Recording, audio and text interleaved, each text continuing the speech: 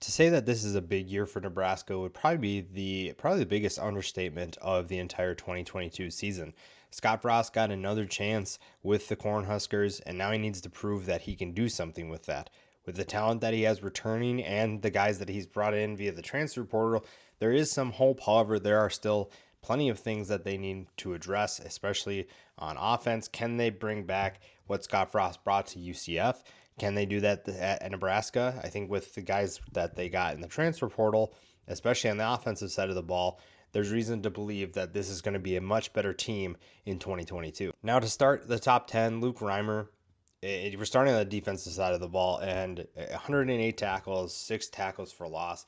A tackling machine, a guy who did a lot of cleanup duty, unfortunately, but if he's able to be surrounded by a better defense as a whole, those tackles for loss will go up. The tackles probably will go down, but that's a good thing. You want guys that are going to wreak havoc.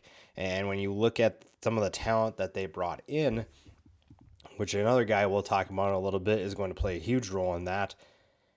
It's going to help his stats. It's going to help the guys around him, and he's going to be able to do more things that are keep him relevant in the backfield, the opposing backfield, and that's something that Nebraska really needs. OShawn Mathis is probably one of the biggest additions in the transfer portal. Many thought he was going to Texas, but after he didn't commit for a long time, something was up. And now he decides to take his talents to Nebraska.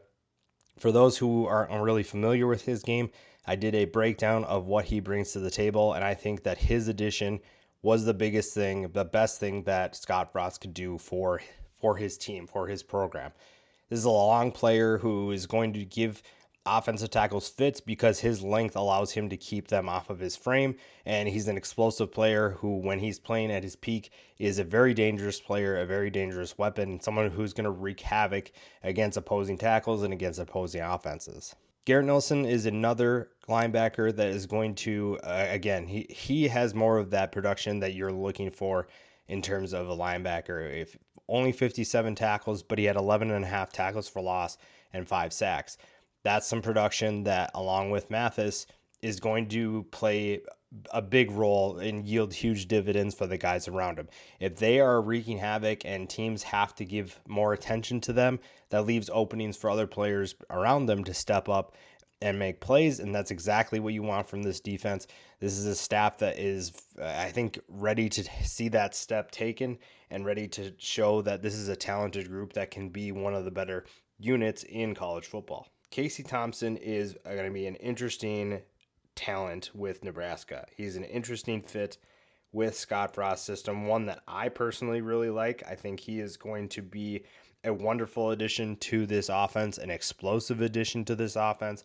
And when you look at what he did at Texas, look at his skill set, there's a lot to like about what he brings to the Scott Frost system. Now, he does remind me a little bit of Mackenzie Milton in the way that he plays. Maybe not the best arm in college football, maybe not the most talented passer, but he's still extremely dangerous throwing the football. He did throw 24 touchdowns last year, and his running ability, while he only rushed for 157 yards and 4 touchdowns, his running ability is better than the stats indicate. So you're going to have to defend against a dual threat player, someone who's going to be tough to take down, tough to chase down in the pocket. And he's a good enough passer, even on the run, too, where he is very technically sound when he wants to be at his peak. And that's something that's going to help this offense tremendously.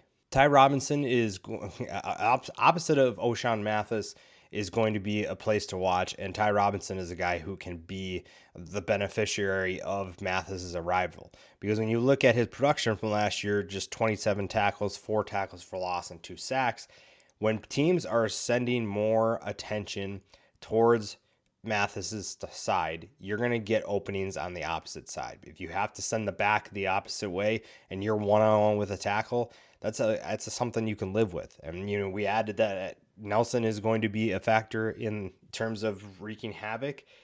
Guys like Ty Robinson are going to benefit from that. They're going to be able to make more plays for a defense that must step up, and they have the talent, at least in the front seven for sure, that can make a big impact. Even if the secondary isn't up to par, or even if they're just an average secondary, if the front seven is really good, you've seen what that can happen, especially last year. You look at what Georgia could do. Now, not saying Nebraska is going to be Georgia, but you look at what Georgia was able to do with that front seven. Their secondary had a ton of talent, but it was not as talented as the front seven.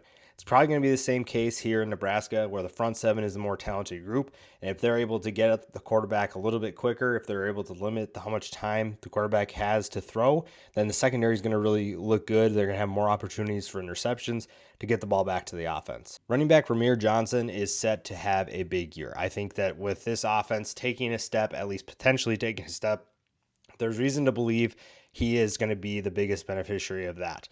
There's a little bit less crowded in that backfield. There's less players that are going to be vying for touches, and Johnson is the leader there after nearly rushing for 500 yards. He's shown that he's a solid weapon out of the backfield as a pass catcher too. So I think that the combination of him and Casey Thompson, Thompson again, is going to yield benefits that probably won't show up on a stat sheet.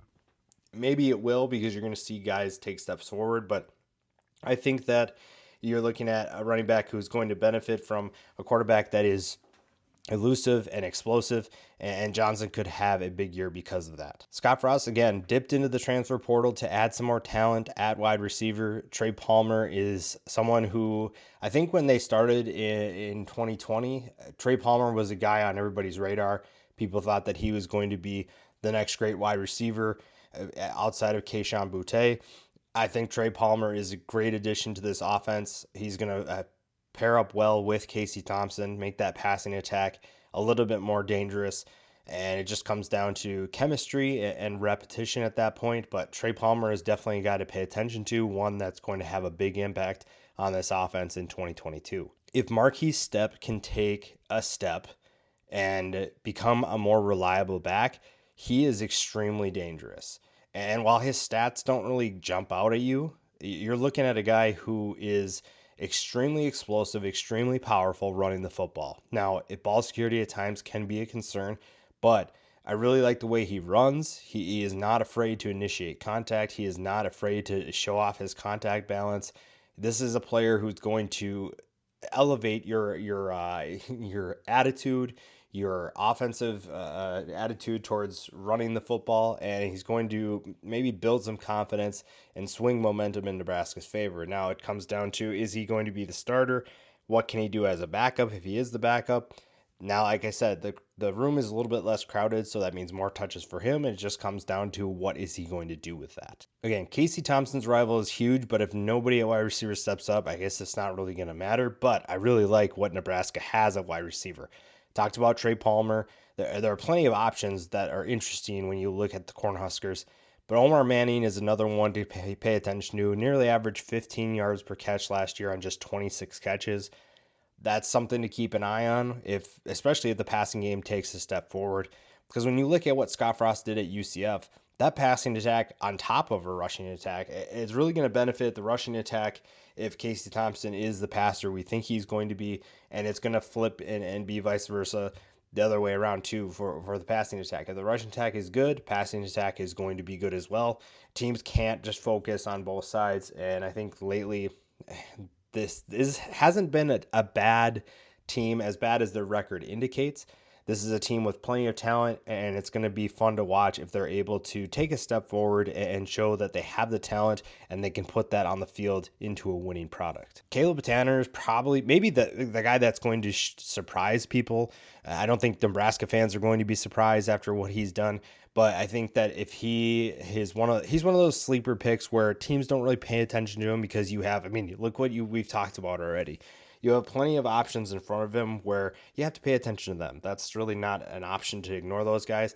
Caleb Tanner could be a big beneficiary of that. Again, a lot of these guys are beneficiaries of the talent coming in and the talent returning. So that's a reason to believe that Nebraska is going to be better. These close losses they had last year can't continue. It's just agonizing to watch what they have gone through. And now that they have the talent returning, they have a good veteran group that can really elevate the play, and you added a bunch of good transfers that I think are good fits in this system.